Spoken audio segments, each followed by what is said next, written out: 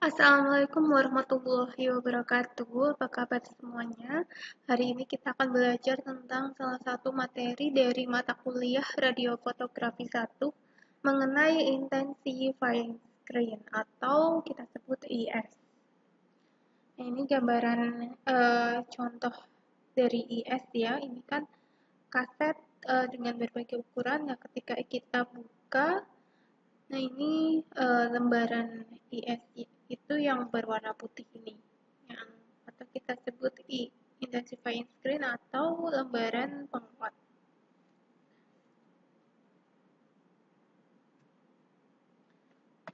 Nah, sebelumnya kita bahas dulu nih mengenai ketika sinar X menembus ke kaset sampai menjadi bayangan laten. Nah, ketika sinar X menembus pasien, setelah itu pasti akan menembus ke kaset. Nah, kaset itu yang tadi saya bahas, di dalamnya itu terdapat lembaran penguat yang tadi berwarna putih, dinamakan IS. Nah, saat IS itu terkena oleh sinar X, maka akan menghasilkan perpendaran cahaya. Nah, perpendaran ini ketika mengenai film yang ada di dalam kaset, nantinya akan terbentuk bayangan pada film. Nah, bayangan itu 95% bayangan terjadi karena cahaya tampak dan 5% bayangan terjadi karena sinar X itu sendiri. Nah, penggunaan IS ini dapat mengurangi faktor eksposi. Mengapa? Eh, karena dia bersifat nantinya akan memendarkan cahaya sinar X itu ketika akan menembus ke film. Nah, keuntungannya apa? Ketika mengurangi faktor eksposi, otomatis kita akan mengurangi dosis yang akan diserap oleh pasien.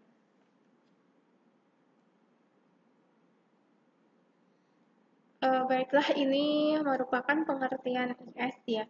IS atau Intensifying Screen adalah sebuah lapisan atau tabir yang apabila terkena sinar X akan mengalami pendarahan cahaya.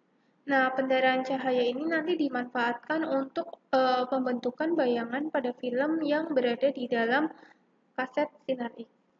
Nah, nantinya IS itu merupakan suatu perangkat ya, ini merupakan suatu perangkat yang dipasang di dalam kaset ini. Ini contohnya kaset ini bagian belakang. Ketika kita buka, biasanya ditekan atau digeser, nanti terbuka seperti ini tampak IS. Nah, ini kalau kita melepas IS itu seperti ini, dia hanya sebuah lembaran untuk penguat dari sinar X itu sendiri. Nah, fungsinya itu untuk nantinya mengubah berkas sinar X yang menembus ke objek atau ke interest area ya, organ tertentu yang ingin diperiksa, nantinya menjadi tadi cahaya tampak dan nantinya berinteraksi dengan film membentuk yang terakhir adalah bayangan laten. Nah, ini adalah fungsi IS ya. Jadi fungsi IS merupakan mengubah foton sinar X menjadi foton cahaya tampak dan IS ini lebih sensitif terhadap cahaya tampak. Untuk mendapatkan densitas yang sama, sinar X yang dibutuhkan lebih kecil pada kaset ketika menggunakan IS dibanding tidak. Jadi intinya tadi faktor eksposinya bisa lebih kecil dibandingkan tanpa menggunakan IS. Jadi prinsipnya dari tabir penguat ini ya atau lembar penguat ini atau intensifying screen, eh, jika bahan yang menyerap radiasi sinar X dan memancarkannya kembali dalam bentuk sinar tampak, nantinya IS ini dipakai dalam dunia radiografi dan biasanya juga fluoroskopi dan juga nantinya banyak cahaya yang dipancarkan itu berbanding lurus dengan eksposi sinar X-nya yang mengenai ke tabir. Jadi misal kita semakin banyak atau semakin tinggi faktor eksposi yang kita atur, maka perpendaran cahayanya juga akan semakin banyak yang akan dipancarkan. Baiklah, ini adalah komparasi atau perbandingan antara menggunakan IS dan tanpa menggunakan IS. Nah, bisa teman-teman lihat semuanya ya, ini ketika tanpa menggunakan IS dan ini dengan menggunakan IS. Nah, untuk mendapatkan densitas yang sama atau derajat kehitaman yang sama pada film nantinya membutuhkan faktor eksposi yang tinggi ketika tanpa menggunakan IS untuk mencapai ke film. Nah, sedangkan ketika menggunakan IS, faktor eksposinya kita menggunakan yang rendah, tapi ketika mencapai ke IS, kemudian diteruskan sampai ke film, nantinya sampai ke IS dia akan memberikan perpendaran cahaya ke film. Akhirnya yang dihasilkan adalah densitas yang sama. Jadi keuntungan IS adalah kita dapat menggunakan faktor eksposi yang lebih rendah dibandingkan tanpa menggunakan IS. Baiklah, kita sampai ke cara kerja IS atau prinsip kerjanya IS. Nah, prinsipnya didasari oleh adanya proses luminiscensi. Luminiscensi itu apa? Yaitu peristiwa keluarnya cahaya oleh suatu bahan tertentu yang disebabkan oleh atom bahan tersebut yang mengalami eksitasi. Paham ya? Jadi, ketika ada foton sinar X yang ketika mengenai kristal fosfor, nantinya akan menghasilkan pasti beribu-ribu foton cahaya yang diemisikan oleh kristal fosfor itu sendiri. Nah, perubahan sinar X menjadi cahaya itu kan digunakannya dengan menggunakan screen, dan screen itu harus dengan menggunakan efek luminiscensi tersebut. Proses luminiscensi atau perpendaran cahaya. Nah, prosesnya yang lebih lengkap adalah sejumlah energi ini, tadi energi foton dapat menyebabkan energi dari atom itu nantinya tereksitasi. Tereksitasi itu kayak loncat ya, keluar. Dan tereksitasi keluar dan lompat dari orbit luar ke orbit yang lebih dalam, sehingga energinya lebih besar dari energi ikat dari kulit yang terluar.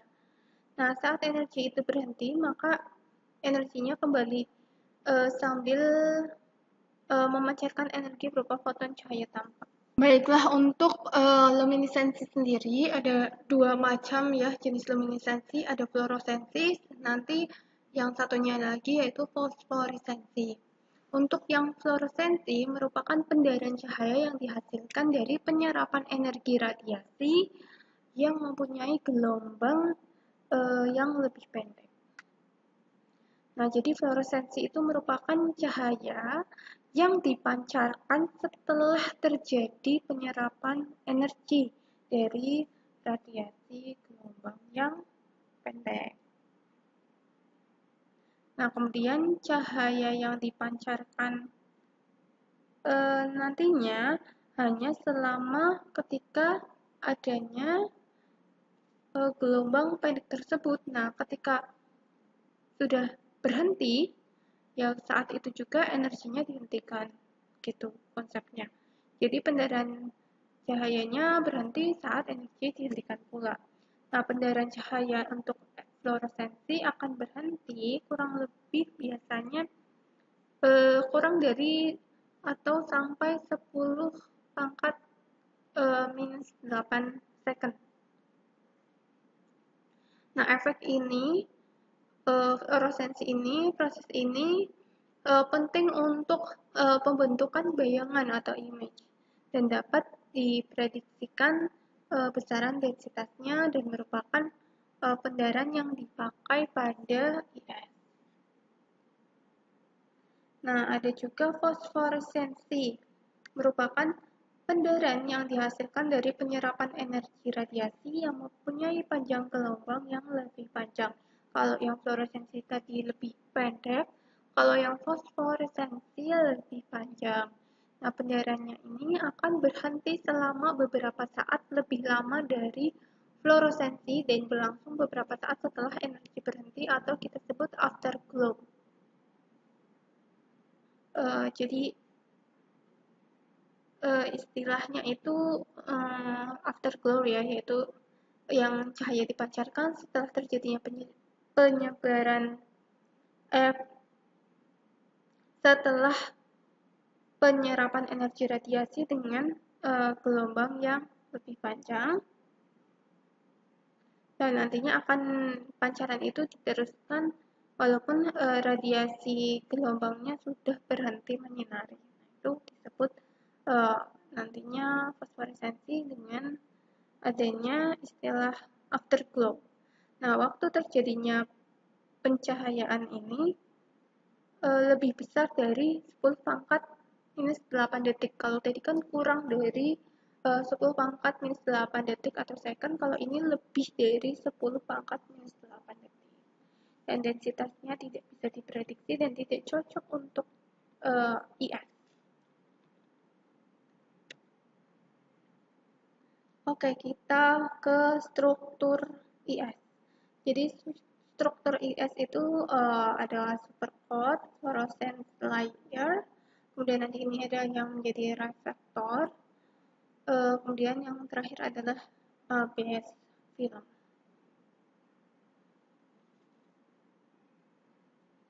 Nah, kita bahas satu satu. Baiklah, yang pertama adalah lapisan supercoat. Merupakan lapisan yang lembut, kuat, terbuat dari selulosa asetat yang membungkus dan melapisi seluruh screen sehingga nantinya tahan terhadap adanya abrasi dan melindungi dari kelembaban. Supercoat ini tipis dan juga tahan air karena lapisan yang paling luar ya, jadi harus tahan air yang bisa melindungi lapisan-lapisan yang lebih dalam. Dan makin tipis, makin tajam gambaran yang akan dihasilkan. Nah, untuk supercoat ini biasanya tebalnya kurang dari atau sekitar 5-10 mikrometer. Ya, sekitar 5-10 mikrometer. Fungsinya untuk melindungi seluruh permukaan lapisan, bahan yang fluoresensi tadi, IS, tahan terhadap air, terhadap juga goresan. Nah, kemudian ada yang namanya lapisan fluorescence layer, atau bisa juga lapisan fosfor layer. Nah, lapisan ini merupakan tempat fosfor berada. Lapisan ini akan berpendar jika terkena radiasi sinar X. Makanya juga dinamakan fosfor layer karena merupakan tempat beradanya fosfor. Nah, fluorescence layer atau fosfor layer ini mengandung kristal-kristal yang bahan fluoresensi yang diikat oleh bahan untuk tebalnya sekitar 100 sampai 200 mikrometer. Nah, substratum layer atau lapisan substratum ini digunakan untuk menempel lapisan fosfor dengan lapisan dasar. Ya, jadi tadi yang sebelumnya ada fosfor dan nantinya ada lapisan base ya, base layer.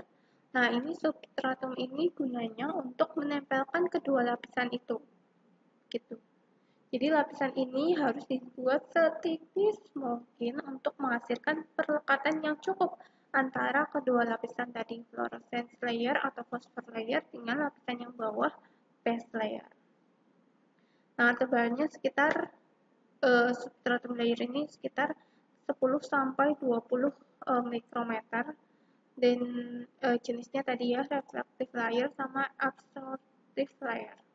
Kalau yang reflektif untuk pemantul, yaitu memantulkan kembali cahaya untuk menuju ke film. Sedangkan untuk yang absorptive layer untuk meminimalisir refleksi internal antara screen dan untuk mengurangi halation effect. Halation effect adalah ketika cahaya berbendar yang tidak beraturan. Jadi untuk mengurangi hal tersebut. Nah, yang terakhir adalah lapisan base. Lapisan ini merupakan dasar dari screen dan biasanya terbuat dari polyester dan plastik. Nah, lapisan base ini fungsinya untuk menyokong lapisan-lapisan lain yang dari awal tadi. Dia sebagai penyokong dan terbuat dari polyester tadi, atau plastik, atau juga bisa kita pakai menggunakan bahan cardboard. Nah, tebalnya cukup tebal ya, 200 sampai 400 mikrometer. Dan sifatnya itu tidak mempengaruhi bahan-bahan yang fluoresan. Nah, kemudian ini adalah fosfor aktivator warna cahaya dan ini biasanya terdapat pada fosfor rare earth. Nah, ini pembagian-pembagiannya ada yang gadolinium, lanthanum, yttrium oxide, yttrium tantalate, dan lanthanum oxobromida. Kemudian selanjutnya yaitu kecepatan IS. Kita bahas mengenai kecepatan IS. Ya, jadi IS itu ada yang high speed, ada yang medium, ada yang low speed. Kalau yang high speed itu responnya sangat tinggi dalam mengubah sinar X nantinya yang menjadi cahaya tampak dan volume butiran fosfornya itu besar-besar. Kemudian nanti yang dihasilkan adalah kontrasnya tinggi dan detail gambarannya rendah. Tetapi pada high speed ini nantinya membutuhkan sedikit nilai eksposi ya dibandingkan yang lain.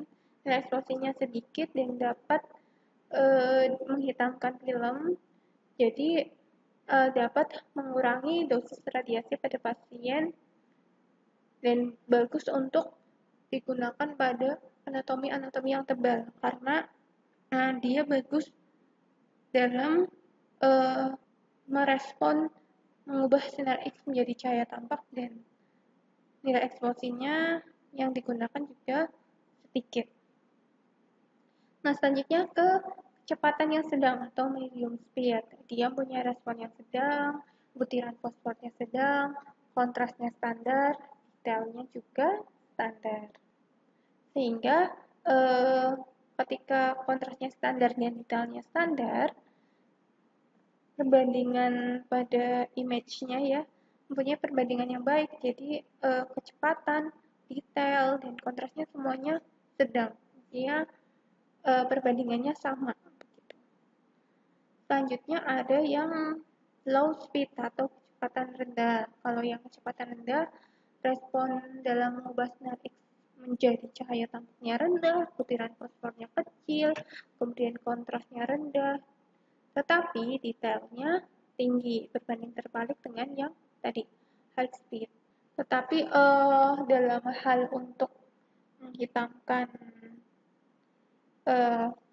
film atau untuk menghasilkan kehitaman tertentu yang dihasilkan oleh IS yang low speed ini membutuhkan lebih banyak eksposi sehingga dosis radiasinya itu lebih tinggi ya dibandingkan dengan yang lainnya.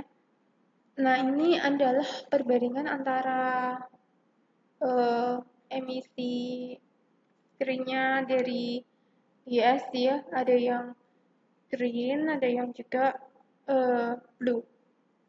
Nah, ini kita bisa lihat warna screen-nya itu ketika kita expose dengan sinar X, tetapi harus di dalam ruangan yang gelap supaya kita melihat perpendaran cahaya dari IS itu jenisnya apakah itu IS yang blue atau IS yang green. Tetapi kebanyakan yang digunakan adalah IS yang green dibandingkan yang blue karena yang green itu secara fungsinya lebih efektif dibandingkan yang blue. Kemudian faktor intensifikasi atau FI.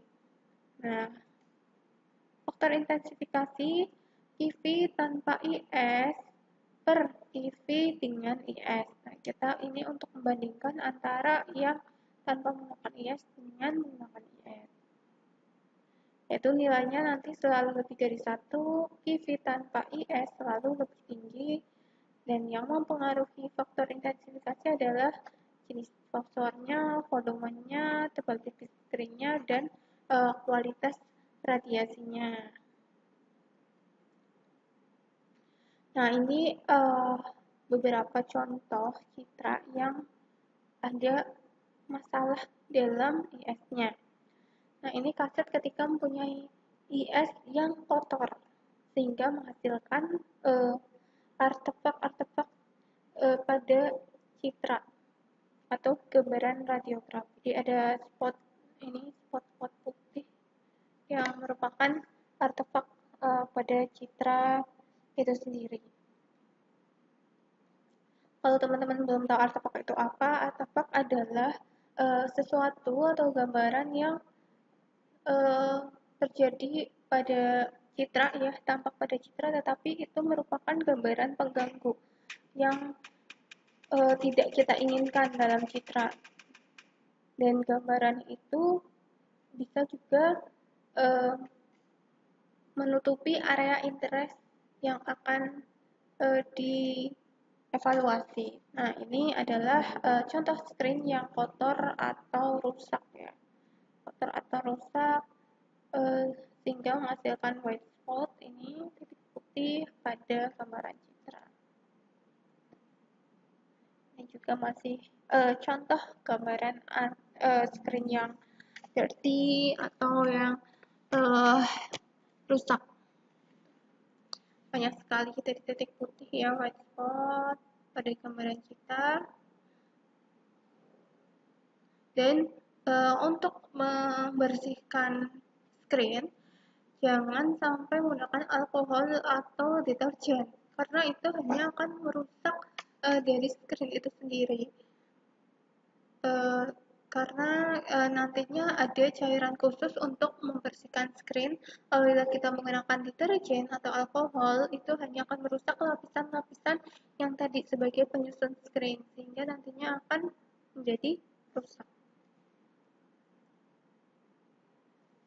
Nah, ini pure screen ini adalah kontak screen yang jelek.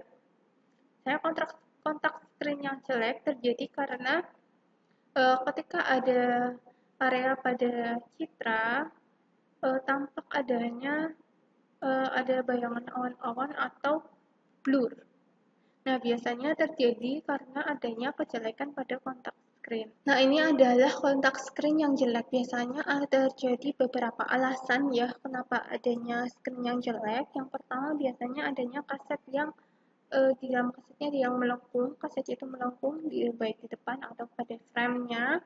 Kemudian adanya crack pada kaset, ya, retak. Kemudian ada bahan-bahan benda asing dan sesuatu bahan yang ada di dalam kaset. Nah, kontak screen ini bisa dites menggunakan wire mesh test tool.